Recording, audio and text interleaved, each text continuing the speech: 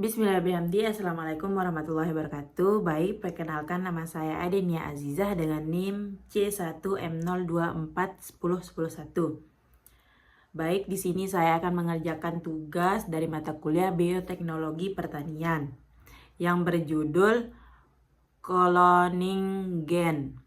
Cloning gen adalah proses pembuatan salinan identik dari suatu gen dengan cara memasukkan gen tersebut ke dalam organisme lain. Biasanya menggunakan bakteri agar dapat diperbanyak atau diekspresikan. Teknik ini termasuk dalam rekayasa genetika dan digunakan untuk penelitian produksi protein dan bioteknologi.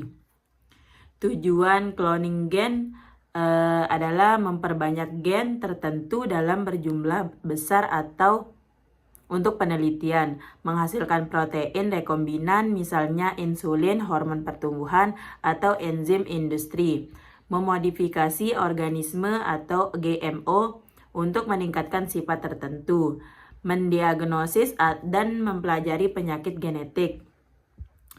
Selanjutnya, prinsip dasar cloning gen. Prinsip dasar cloning gen intinya ada 3 langkah besar. Pertama, memotong DNA yang mengisi gen target dengan enzim restriksi. 2, menyisipkan gen ke dalam vektor, biasanya plasmid. 3, memasukkan vektor ke sel inang, misalnya E. coli, untuk diperbanyak. Tahap-tahap cloning gen adalah pertama, isolasi gen target. DNA diambil dari organisme sumber gen tertentu diisolasi menggunakan VCR atau enzim restriksi. Kedua, pemotongan DNA dan vektor. Enzim restriksi memotong DNA pada situs spesifik. Plasmid juga dipotong agar memiliki ujung yang sesuai. 3, penyisipan gen ke plasmid. DNA target dan plasmid digabung menggunakan enzim ligase sehingga terbentuk DNA rekombinan. D, transformasi. Plasmid rekombinan dimasukkan ke bakteri E. coli melalui teknik heat shock atau elektroporasi. Bakteri yang berhasil membawa plasmid akan berkembang biak. E, seleksi koloni.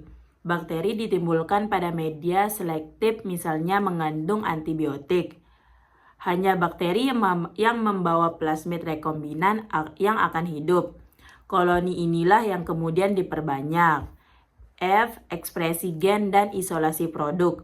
Bakteri memproduksi protein hasil ekspresi gen yang disisipkan. Protein dapat diisolasi dan dimurnikan sebagai aplikasi. Materi selanjutnya, contoh penerapan cloning gen. Produksi insulin rekombinan. Insulin manusia diproduksi menggunakan bakteri yang telah disiapkan gen rekombinan insulin. B, tanaman transgenik. Misalnya jagung biti yang tahan hama karena membawa gen dari bakteri Bacillus thuringiensis. C, produksi enzim industri seperti enzim protease untuk deterjen, lipase untuk makanan, dan amilase untuk industri pangan. D, penelitian medis, identifikasi gen penyakit, terapi gen, dan pengembangan vaksin rekombinan. Keunggulan cloning gen adalah mendapatkan DNA atau protein dalam jumlah besar. Proses relatif cepat dan akurat, menghasilkan produk yang aman dan konsisten.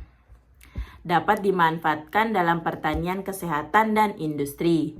Tantangan dan etika, resiko menyalahgunakan rekayasa rekombinan, rekayasa genetik, keamanan GMO pada lingkungan dan kesehatan, etika penggunaan organisme hidup.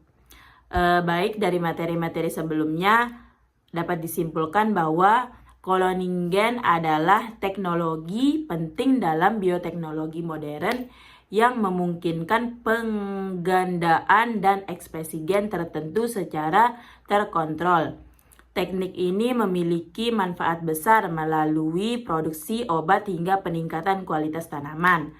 Dengan metode yang tepat dan pengawasan etis, cloning gen dapat memberi dampak positif yang luas bagi sains dan kehidupan manusia. Baik, materinya sudah habis. Terima kasih. Assalamualaikum warahmatullahi wabarakatuh.